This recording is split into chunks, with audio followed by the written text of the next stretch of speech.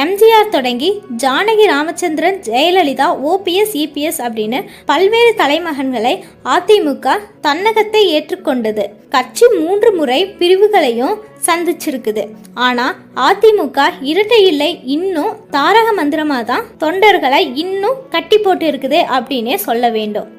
தலைமை மாறினாலும் என்றும் மாறாதிருக்கும் தொண்டர்களால் என்னும் வய நடத்தப்படும். ஜெயலலிதா ஒரு முறை நான் இருந்தாலும் சரி இல்லைனாலும் சரி 100 ஆண்டுகள் கடந்தும் அனைத்திந்திய அண்ணா திராவிட முன்னேற்ற கழகம் மக்களுக்காக என்றுமே பணியாற்றி உயிர் பெற்றிருக்கும் என்று சூளுரைத்தார். இந்த சூழலைக்கு ஏற்றாற் போல சின்னம் முடக்கம், கட்சி பிரிவினை, சட்ட சிக்கல்கள் மற்றும் பல பிரச்சனைகள் இருந்த போதிலும் அதிமுக தனது தொண்டர்களின் நம்பிக்கையோடு 2023ஆம் ஆண்டு மதுரையில் நடைபெற்ற மாநாடு இதற்கு சாட்சி. தற்பொழுது இபிஎஸ் தலைமையில் இந்த நாடாளுமன்ற தேர்தலை அதிமுக